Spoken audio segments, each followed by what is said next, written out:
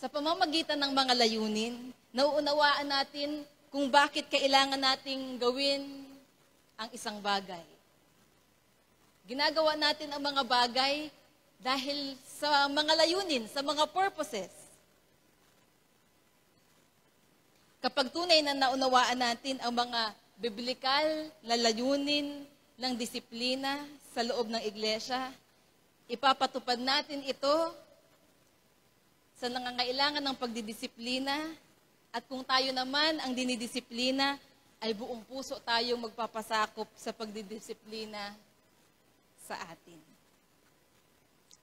Ang discipline ay nagmula sa salitang ugat na disciple. Di po ba? At bilang isang iglesia na niyayakap ang pangunahing misyon na iniwan ni Kristo sa atin na mag-disciple o gumawa ng mga alagad, tayo ay naniniwala na ang pagdidisiplina ay necessary sa loob ng iglesia. Ito ay kailangan. Nabanggit ni Pastor Manny noong nakaraang linggo na hindi na sana natin kailangan pang disiplinahin ng iba. Kung may kakayahan lamang tayong ipatupad sa ating sarili ang disiplina o ang personal discipline.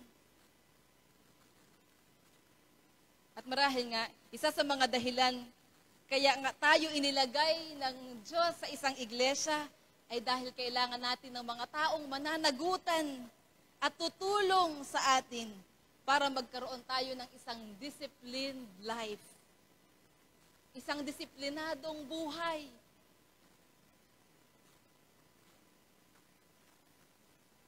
Walang disciple ni Kristo kung walang disiplina.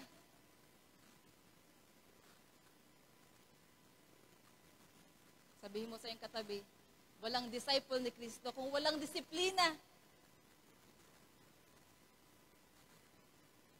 Nang mapabilang tayo sa kaharian ng Diyos, hindi naman agad-agad nating nalaman at natutunan ang lahat ng mga bagay na gusto ng Diyos, ang mga saloobin, ang mga pagpapahalaga, ang mga ugali.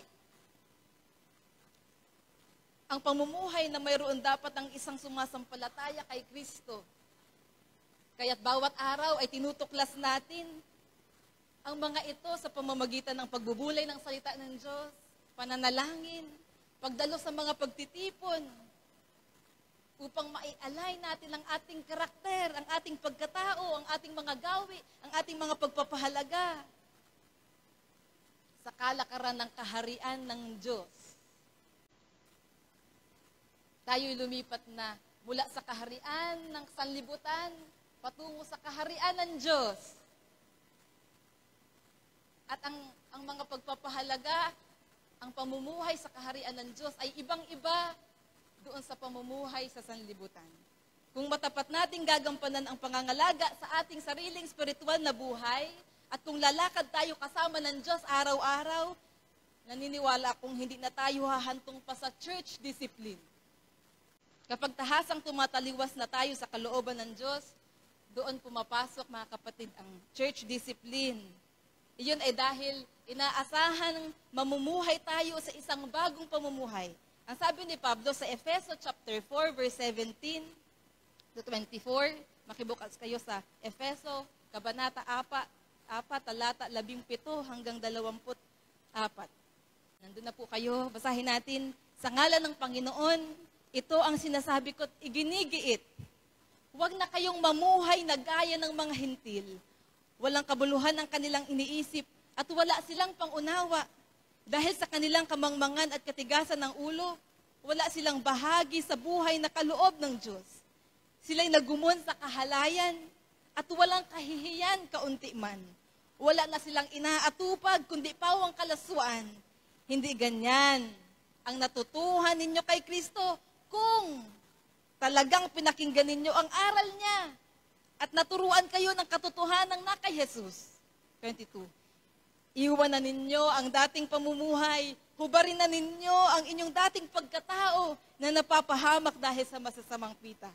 Magbago na kayo ng diwa at pag-iisip at ang dapat makita sa inyo'y ang bagong pagkatao na nilikhang kalarawan ng Diyos, kalarawan ng Kanyang katuwiran at kabanalan. Nang tayo manalig at magsuko ng ating buhay kay Jesucristo, lumipat na tayo mula sa kaharian ng mundo, patungo sa kaharian ng Diyos. Ang kalakaran sa kaharian ng mundo, sabi ko kanina, ay ibang-iba sa kalakaran ng kaharian ng Diyos. Kaya sabi ni Pablo, huwag na kayong mamuhay na gaya ng mga hintil o ng mga walang pagkakilala sa Diyos. Ang mga taong walang pagkakilala sa Diyos ay namumuhay sa kahangalan, sa kamangmangan, sa katigasan ng ulo, sa kasamaan, sa kahalayan, sa pagsunod sa takbo ng sanlibutan, sa pagbibigay kasiyahan sa kanilang mga masasamang pagnanasa. At hindi ang mga ito ang dapat na ipinapamuhay ng mga nananalig kay Kristo. Tayong lahat na sumampalataya kay Kristo ay tinatawagan sa isang bagong pamumuhay, sa isang pamumuhay na nakasentro sa kalooban ng Diyos at nagbibigay lugod sa Diyos. At upang mabago ang pamumuhay, kailangang mabago ang diwa, ang pag-iisip, ang pagkatao. Kaya di ba yan sabi ni Pablo? Sa verse 23, magbago na kayo ng diwa at pag-iisip at pagkatao. Ang pagbabago, mga kapatid, ay nagsisimula sa loob at hindi sa labas ng ating buhay. At kapag hindi tayo namumuhay ayon sa inaasahan ng Diyos sa atin, doon pumapasok ang pagdidisiplina. Kapag tahasan nating sinusuway ang maliwanag na kalooban ng Diyos, kailangan ng disiplina. Ang goal ng pagdidisipulo at ng pagdidisiplina ay ang ma-transform o mabago ang ating mga buhay ayon doon sa wangis ng Diyos. Ang goal ng Ebanghelyo ay hindi lamang ang maligtas tayo sa kaparusahan, kundi ang makabalik tayo sa malapit na kaugnayan sa Diyos at maibalik yung wangis ng Diyos na nawala sa atin, mga kapatid. At ginawa niyo ni Jesus. At mangyayari yun sa pamamagitan ng ating Panginoong Jesus na nananahan sa ating mga buhay. Para makapamuhay tayo sa kabanalan at katuwiran ng Diyos. At kapag naabot natin ito, makikita nating naaabot ang mga layunin ng Diyos para sa iglesia. Ngayong umaga ay pagbubulayan natin ang ilan o ang 4 na layunin ng church discipline. Una, upang ang Diyos ay maparangalan. Ang pangunahing layunin ng pagdidisiplina ay para sa karangalan ng Diyos. Nahayag ang kabanalan ng Diyos kapag ipinatutupad sa kanyang bayan ang kanyang katuwiran. Sa bayang Israel ay mahigpit na ibinili ng Diyos na sila'y dapat na magpakabanal sapagkat siya na kanilang Diyos ay banal. Leviticus chapter 19 verse 2. Sabihin mo sa buong kapulungan ng Israel, magpakabanal kayo sapagkat akong si Yahweh ay banal. At inulit ito ni Pedro para sa bayan ng Diyos na nabuhay sa bagong tipan para sa atin. Sa unang Pedro chapter 1 verse 15 to 17, yamang ang Diyos na humirang sa inyo ay banal. Dapat kayong magpakabanal anuman ang inyong ginagawa. Ayon sa nasusulat, magpakabanal kayo sapagkat ako'y banal. Walang itinatangi ang Diyos. Pinahahalagahan niya ang bawat isa ayon sa mga ginawa nito at yamang tinatawag ninyo siyang Ama. Igalang ninyo siya habang kayo'y nabubuhay. Ang pamumuhay natin sa kabanalan ay pagbibigay galang at pagbibigay dangal natin sa ating Diyos.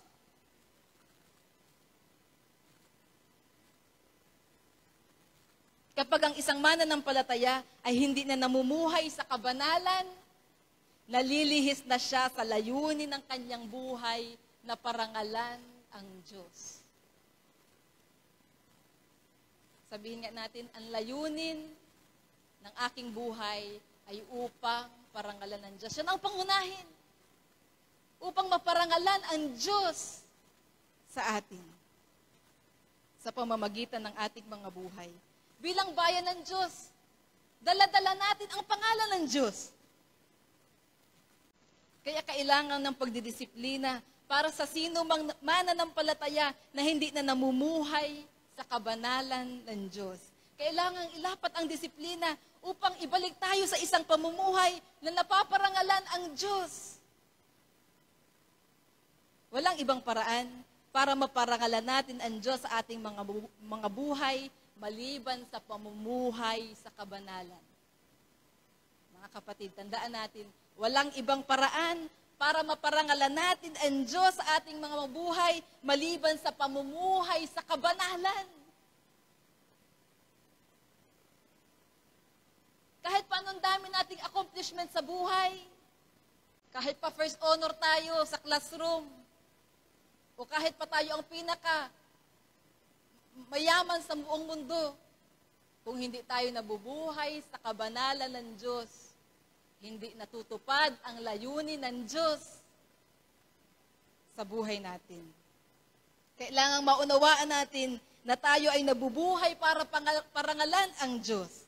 Ang sabi sa unang Korinto chapter 6 verse 19, hindi ba ninyo alam na ang inyong katawan ay templo ng Espiritu Santo na nasa inyo at tinanggap ninyo mula sa Diyos? Ang inyong katawan ay hindi talagang inyo, kundi sa Diyos. Binili niya kayo sa malaking halaga. Kaya't gamitin ninyo ang inyong katawan upang maparangalan ang Diyos. Hindi tayo tinubos ng dugo ni Jesus para mabuhay na dinudusta ang pangalan ng Diyos. Napaka laki ng ipinambayad sa atin. Buhay ng Panginoong Jesus. Hindi ba't mula sa walang kabuluhang buhay, sa isang buhay na hindi nagbibigay karangalan sa Diyos, doon pa nga tayo tinubos ng ating Panginoong Jesus. At tinubos tayo mula sa isang walang kabuluhang buhay para mamuhay sa isang bagong pamumuhay na nagbibigay luwalhati sa Diyos. Ang panalangin ni Jesus ay ingatan ng Ama lahat ng mga hinirang ng Diyos upang maparangalan ang pangalan ni Jesus sa pamamagitan natin. Sa John chapter 17 verse 9 hanggang 11 ay ganito ang sinabi, ang panalangin ni Jesus. John chapter 17 verse 9. Idinadalangin ko sila, hindi ang sanlibutan, kundi ang lahat ng ibinigay mo sa akin sapagkat sila'y iyo. Ang lahat ng akin ay iyo at ang lahat ng iyo ay akin. At pararangalan ako sa pamamagitan nila. At ngayon ako'y papunta na sa iyo. Aalis na ako sa sanlibutan, ngunit nasa sanlibutan pa sila. Amang banal, ingatan mo sila sa pamamagitan ng kapangyarihan ng iyong pangalan. Pangalang ibinigay mo sa akin upang sila'y maging isa kung papaanong tayo iisa. Sinabi ni Jesus na pararangalan ang kanyang pangalan sa pamamagitan natin, sa pamamagitan ng iglesia. Kaya idinilangin niya sa Ama na ingatan ng iglesia upang maparangalan ang kanyang pangalan sa pamamagitan natin. At ang pagdidisiplina ay isa sa mga paraan ng Diyos para ingatan tayo mula sa masamang kalakaran ng sanlibutan, sa gayon mapaparangalan ang Diyos sa pamamagitan ng ating mga buhay. Kung tunay na pinapahalagahan natin ang karangalan ng Diyos, hindi tayo papayag na hindi didisiplinahin ang sino mang kapatid na namumuhay sa kasalanan. Hindi tayo magkikibit-balikat, sa halip ay aaksyon kaagad tayo para matiyak na ang katuwiran at kabanalan ng Diyos ay naipatutupad sa iglesia. Kaya unang layunin, upang maparangalan ang Diyos. Pangalawa, upang ang iglesia ay maingatan. Sa unang Korinto chapter 5 verse 7 to 13. Alisin ninyo ang lumang lebadura, ang kasalanan, upang kayo'y maging malinis. Sa gayon matutulad kayo sa isang bagong masa na walang lebadura at ganyan nga kayo, sapagkat naihandog na ang ating korderong pampaskwa, si Kristo.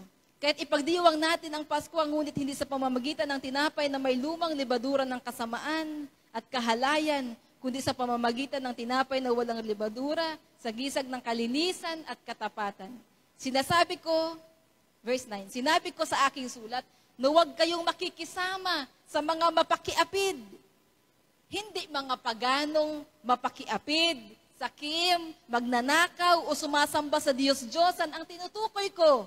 Sapagkat para sila'y maiwasan, ay kakailanganin ninyong umalis sa sanlibutang ito. Ang tinutukoy ko, na huwag ninyong pakikisamahan ay ang mga nagsasabing Kristiyano, ngunit Kristiyano siya, ngunit nakikiapid, sakim, sumasamba sa Diyos-Diyosan, nanlalait, naglalasing, o nagnanakaw, ni huwag kayong makikisalo sa gayong tao. Sapagkat wala akong karapatang humatol sa mga di-Kristiyano. Ang Diyos ang hahatol sa kanila. Ang mga nasa loob ng iglesia ang dapat ninyong hatulan, hindi ba? Ganito ang sabi ng kasulatan, itiwalag ninyo ang masamang kasamahan ninyo. Kung papaanong naaapektuhan ng kaunting lebadura, yung pampaalsa, yung buong masa, hindi po ba? Kahit kaunti yun, naaapektuhan yung buong lebadura, yung masa, yung dough. Gayon din naman, naapektuhan ng kasalanan ng isa, ang kalinisan at kaayusan ng buong iglesia. Ang kasalanan ay nakakahawa, kaya't hindi natin dapat na pinababayaan na ang isang kapatid o ang nagsasabing siya'y Kristiyano ay patuloy na namumuhay sa kasalanan at hindi itinutuwid ito. Kapag pinabayaan natin ang isang kapatid ay namumuhay sa kasalanan, isang araw, yung mga tao sa loob ng iglesia na malapit sa kanya ay mahahawahan na din niya. Iisipin ng iba na okay lang pala, kahit na gumawa ng gayong mga kasalanan at hindi na sila matatakot gumawa ng kasalanan. O kaya'y mahahawahan sila ng mga negatibong damdamin kung mayroong naghihimagsik, ngunit hindi itinutuwid. Kailangang ituwid ang nagkakasala at kung sa kabila ng pagdaan sa tamang proseso ng pagdidisiplina ay ayaw pa rin magsisi, kailangan na silang itiwalag. Yun yung ating mensahe nung nakaraang linggo. Sa mga talata ay nagbigay ng mga halimbawa ng kasalanan na kailangang isailalim sa pagdidisiplina. Para gabayan tayo sa pagdidisiplina, narito ang ilan sa mga kasalanan na kailangang disiplinahin sa loob ng iglesia. Una, yung mga kasalanang moral. Immoralidad.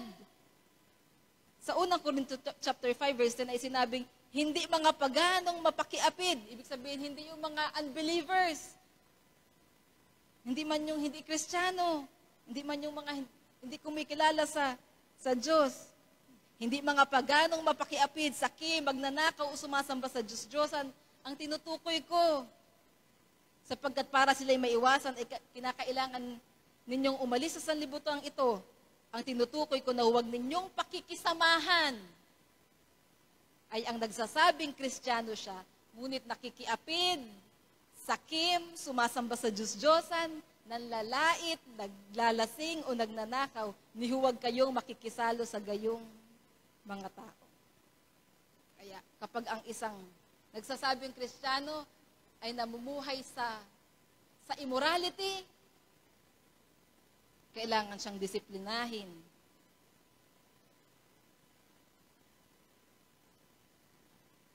Pangalawa, yung mga unresolved relational sins, tulad ng gossip, chismis, slander, paninirang puri, pagkagalit o pagkapuot, abusive speech, yung hindi malutas na mga kasalanan sa kapwa. Ang mga taong nagkakalat ng chismis, naninirang puri, namumuhay sa pagkapuot, at hinahawahan pa ang iba, ay dapat na dumaan sa pagdidisiplina dahil nanganganib ang iglesia, nanganganib ang iba na mahawahan nung ganong kasalanan nila. Pangatlo ay yung pagkakabahabahagi sa iglesia. Sa Roma chapter 16 verse 17 ay sinabi, ipinamamanhi ko sa inyo mga kapatid, tandaan ninyo ang mga lumilikha ng pagkakampi-kampi at nagiging sanhi ng pagtalikod sa mga aral na tinanggap ninyo. Iwasan ninyo sila. Ang mga taong lumilikha ng pagkakabahabahagi at pagkakampi-kampi sa iglesia ay dapat na isailalim sa disiplina. At ang sinabi pa nga ay, iwasan ninyo sila. Yung mga taong, kapag nakausap mo, at pagkatapos nyo mag-usap, ay nahawahan ka na niyang kanyang kapaitan. At ang naging tingin mo na sa iba, na sa loob ng iglesia ay masama. Yung mga nakakapaghati sa mga kaugnayan, yung mga taong ganun ay dapat na iwasan, ang sabi ni Pablo. Pang-apat, yung maling mga aral. Yung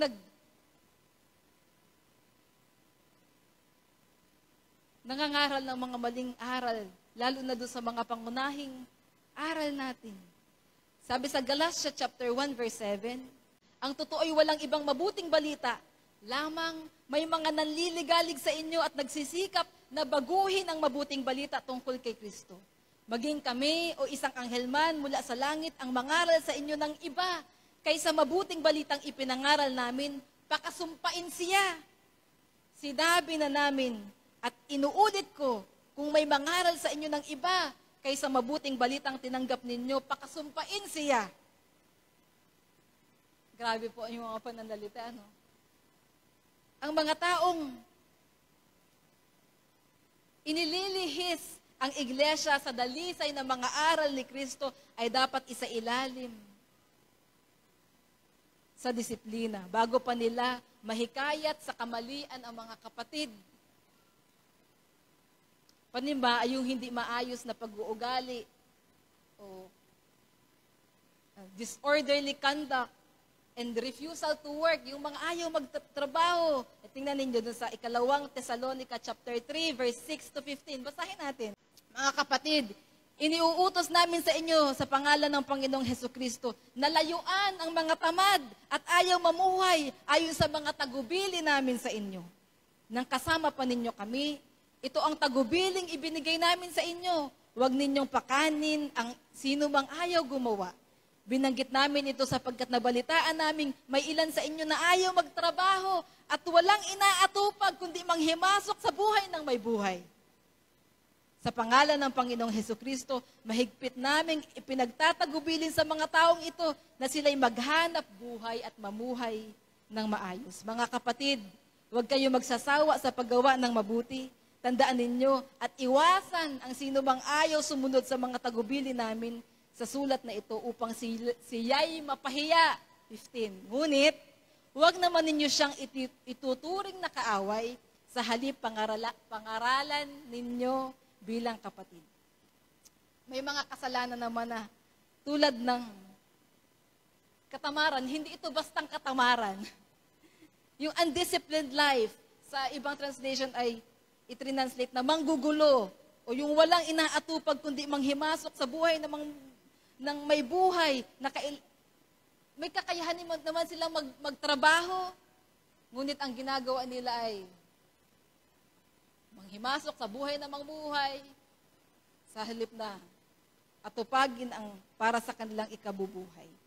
Ito ay mga disorderly conduct. Kailangan silang i-admonish. Sa English ay ginamit yung salitang i-admonish. Ibig sabihin, pangaralan, pagsabihan. Sa sa ibang salina, i-reprimand. At kung ayaw pa ding sumunod sa mga tagubilin, ay layuan, iwasan para daw mapahiya. Para ma-realize nila mali yung kanilang ginagawa. Ngunit wag daw ituring na kaaway, kundi pangaralan bilang kapatid. Ang lahat ng mga nabanggit na kasalanan kung hindi maaaksyonan at maisa sa ilalim sa disiplina, ay tiyak na makakahawa sa iba at makakagulo sa kaayusan ng iglesia. At waring, hindi natin matalakay lahat-lahat ng tungkol dito. Pero at waring, yung bigat ng disiplina ay depende dun sa bigat ng kasalanan. Pag talagang imoralidad at hindi inapagsisihan, kailangan ng pagtitiwalag. Ngunit ngayon, kailangan nating maunawaan na hindi natin isinasailalim sa disiplina ang mga kapatid dahil sa kanilang spiritual immaturity. Sabi ng isang pastor, lahat tayo ay kailangang lumago sa kababaang loob, sa pag-ibig, sa katyagaan, sa kabaitan at sa iba pa. May mga kapatid, lalo na ang mga bagong mananampalataya, na marahil kaya nila nagagawa ang isang kasalanan ay dahil hindi pa nila alam yun na kasalanan. At ang kailangan ay kausapin sila. Ngayon, kung pagkatapos kausapin ay ayaw magpasakop sa malinaw na inasabing kalooban ng Diyos at tahasan ang pagsuway, saka lamang inapadaan doon sa proseso ng pagdidisiplina. Ang sabi sa unang Tesalonica chapter 5, verse 14. Unang Tesalonica chapter 5, verse 14. At aming ipinamamanhik sa inyo mga kapatid, na inyong paalalahanan ang mga manggugulo. Ito ay sa lumang salin ng Biblia. Paalalahanan ang mga manggugulo. Admonish, palakasin ang mga mahihinang loob. Alalayan ang mga mahihina at maging mapagpahinuhod kayo sa lahat. Yung mga mahihina, na kaya hindi agad-agad makasunod sa kalooban ng Diyos ay dahil sa spiritual immaturity. Pero willing namang humingi ng tulong para mapagtagumpayan ang kasalanan, ay ang kailangan daw ay encouragement at tulong.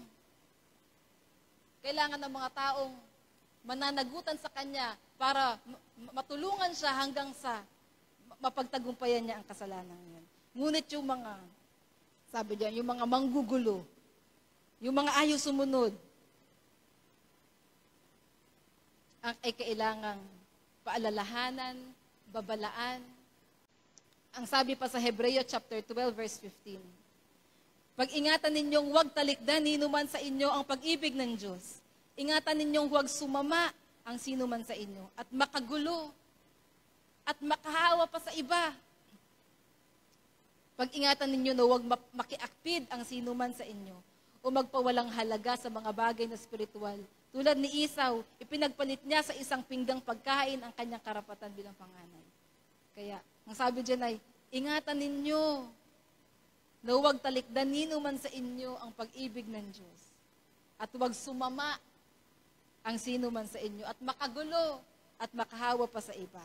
At magagawa natin yun, may ingatan natin ng iglesia kung magiging maagap tayo sa pagdidisiplina sa nagkakasala. Kaya, una, upang ang Diyos ay maparangalan. Pangalawa, upang ang iglesia ay maingatan. Pangatlo, upang ang mundo ay maniwala.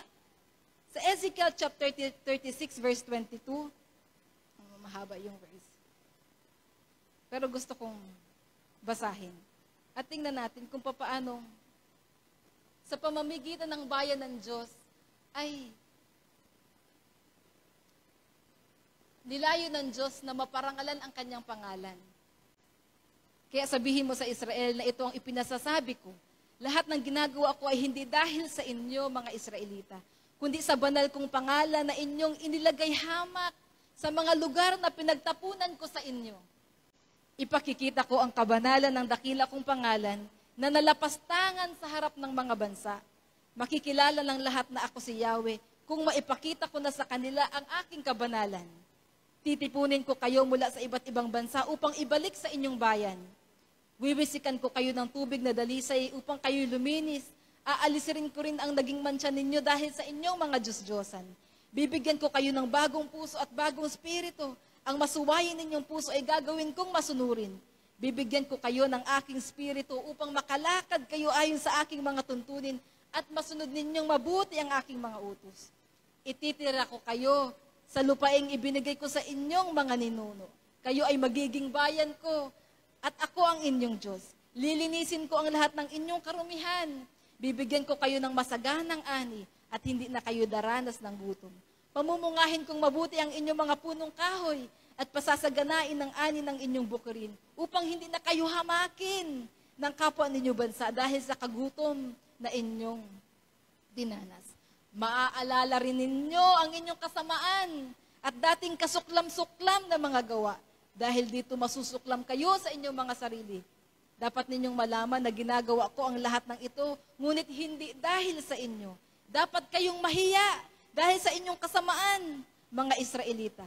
Ipinasasabi pa ni Yahweh, kapag nalinis ko na kayo sa inyong karumihan, muli kong patitirahan ang inyong mga lungsod, at muling itatayo ang mga lugar na wasak. Ang mga ilang na dako ay muling bubungkalin.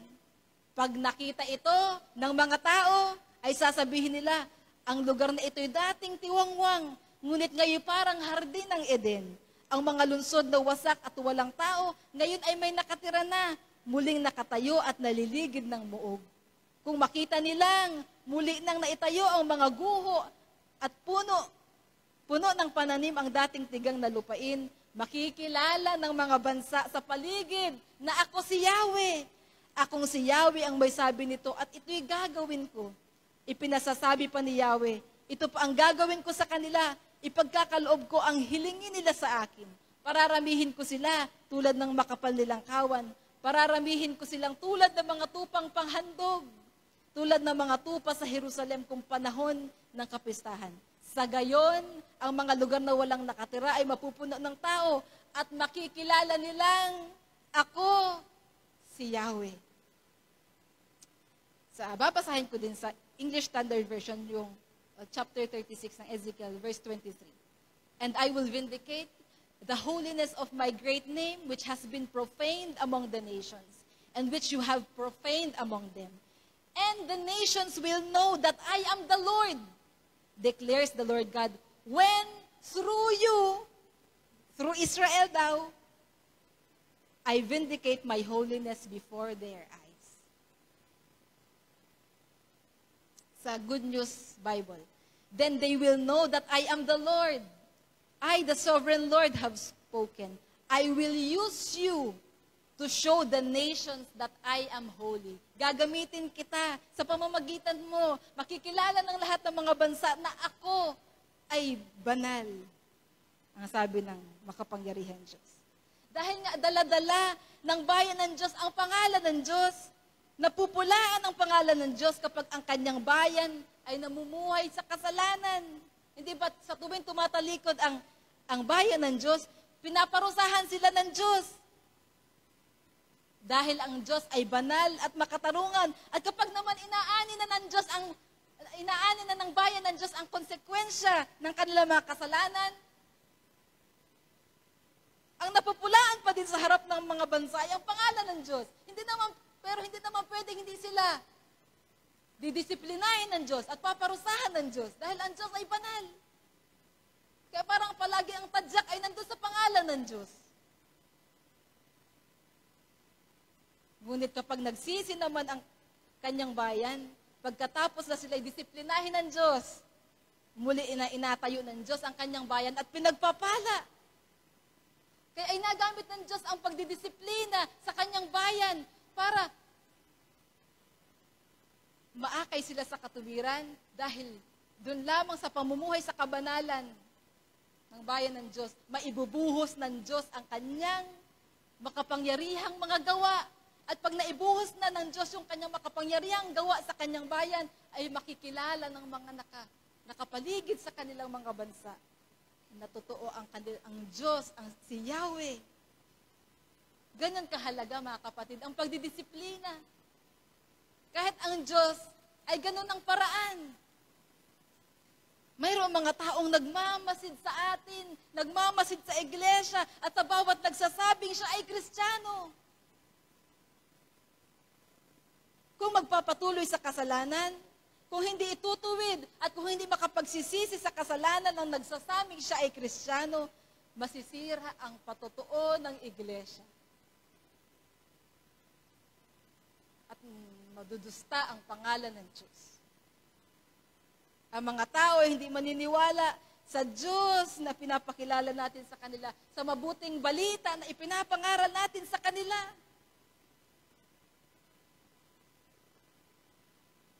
Sabihin mo sa iyong katabi, may mga taong nagmamasid sa iyo kung papaano ka nabubuhay. Sa ayaw natin o sa gusto, ang mundo'y pinagmamasdan tayo, pinagmamasdan ng iglesia. At marahil nga kaya hindi sila maniwala sa ebanghelyong dala-dala natin, ay dahil hindi ka panipaniwala ang mga buhay natin. Kaya kailangan ng pagdidisiplina, mga kapatid. Alang-alang sa karangalan ng Diyos at alang-alang sa mga hindi pa sumasampalataya na inaabot natin, alang-alang sa mga kamag-anak natin, sa mga kaibigan natin. Kailangan nating mamuhay sa kabanalan.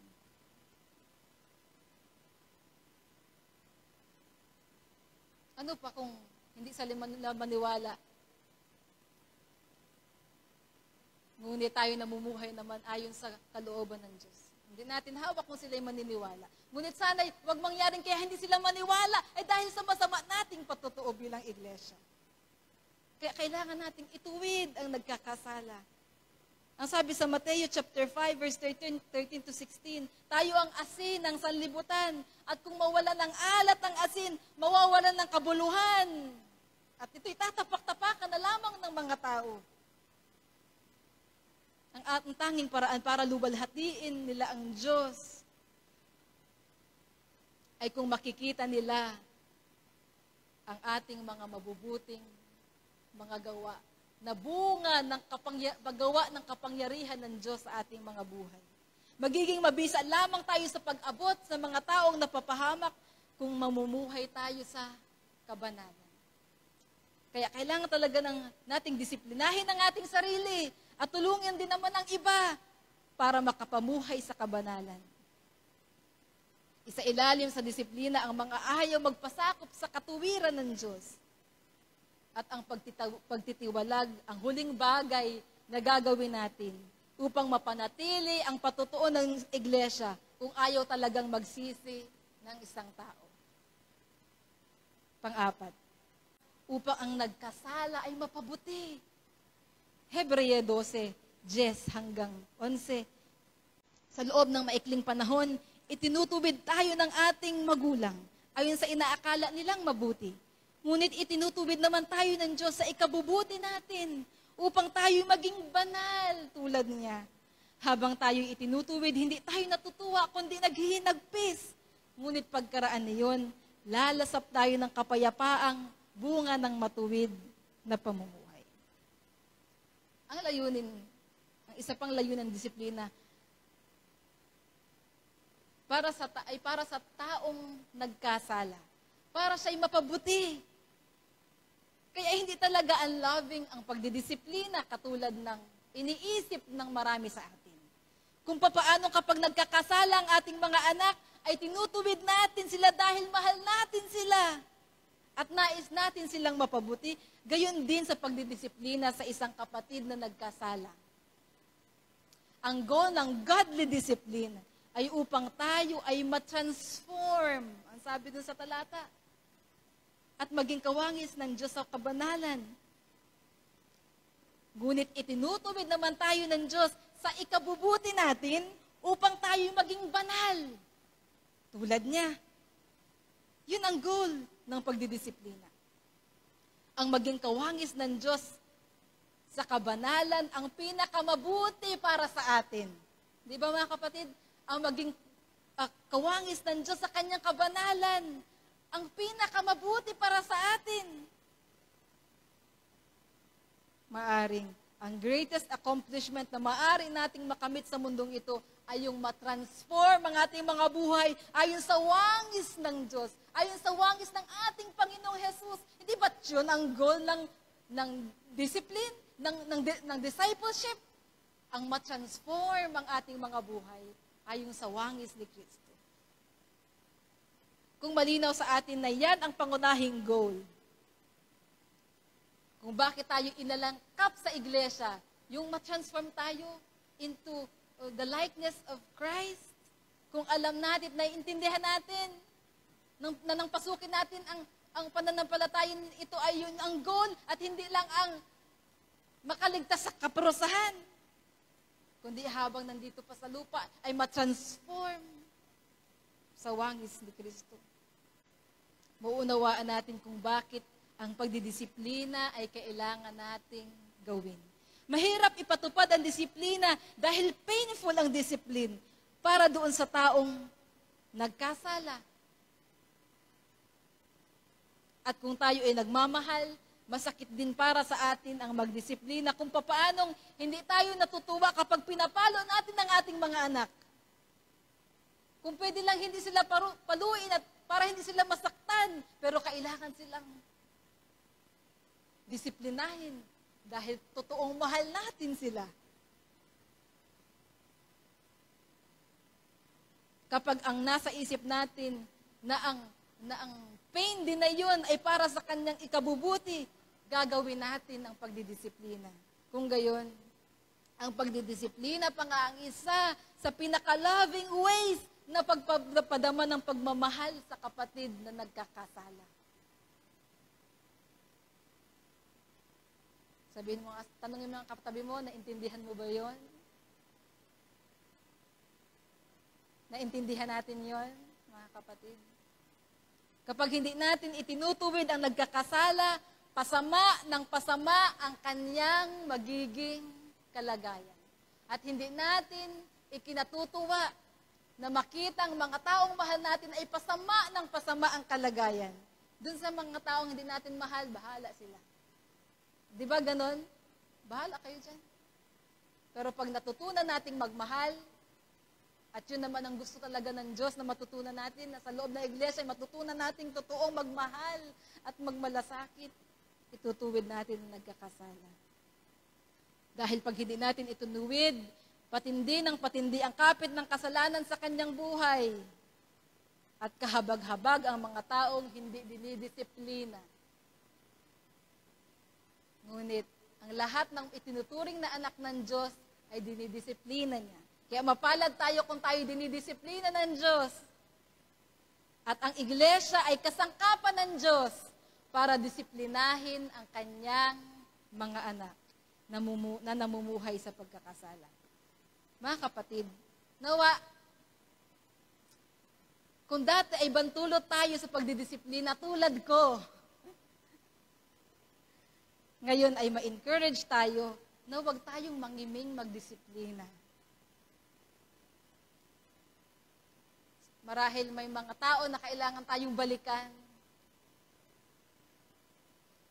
Pinabayaan natin sa mahabang panahon.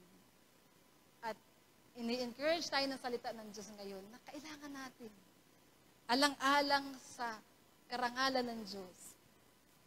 Alang-alang sa iglesia upang maingatan ito. Ang alang-alang sa mga taong hindi pa sumasampalataya para maniwala sila sa dala nating ebanghelya. At alang-alang dun mismo sa taong nagkakasala. Kung mapatapat natin gagawin ito, matutupad ang mga layunin ng Diyos. At makikita natin ang mga buhay ay natatransform sa loob ng iglesia. Hinahamon tayo mga kapatid ng salita ng Diyos. Una, na italaga natin ang ating mga sarili sa Diyos. Italaga natin ang ating mga sarili na mamuhay sa kabanalan ng Diyos. Una, tayo muna.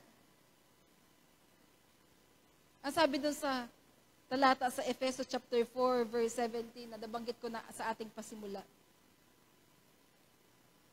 Huwag na tayong mabuhay kagaya ng mga walang pagkakilala sa Diyos. Iwan na natin ang ating dating pamumuhay. Hubarin na natin ang dating pagkatao. At ibihis yung bagong pagkatao na nilikhang kalarawan ng Diyos. Kalarawan ng kanyang katuwiran at kabanalan.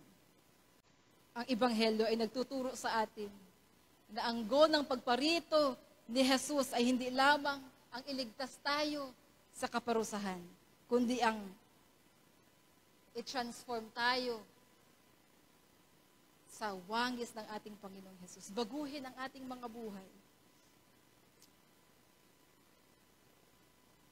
Upang iugnay tayong muli sa Diyos at maibalik yung wangis ng Diyos na nawala sa atin nang piliin ng tao ang mamuhay sa kanyang sariling gusto. Ang goal ng discipline at ng discipleship ay upang matransform ang ating mga buhay sa wangis ni Kristo. At yan ang dapat nating yakapin sa ating buhay. Ang tayo ay matransform sa wangis ng Diyos. Kaya unang hamon sa atin ay italaga ang ating sarili. Isuko natin ang ating mga buhay muli sa Diyos. At sa pamamagitan ng pananahan ni Kristo sa atin, kapag siya ang nag-take control ng ating buhay, at bawat araw ay sinusuko natin ang mga bahagi sa buhay natin na hindi pagganap na pinaghaharian niya, makikita nga nating natatransform ang ating mga buhay, mga kapatid. Pangalawa ay ang italaga natin ang ating sarili sa isa't isa. Mangako tayo na sa tulong at biyaya ng Diyos ay tutulungan natin ang isa't isa hanggang sa ang ating buhay ay matransform ayon sa wangis ni Kristo. Basahin natin yung Galatia chapter 6 verse 1. Naroon na po ba kayo? Basahin natin sabay-sabay. Mga kapatid, kung may isa sa inyo na mahulog sa pagkakasala, kayong pinapatnubayan ng Espiritu ang magtuwid sa Kanya.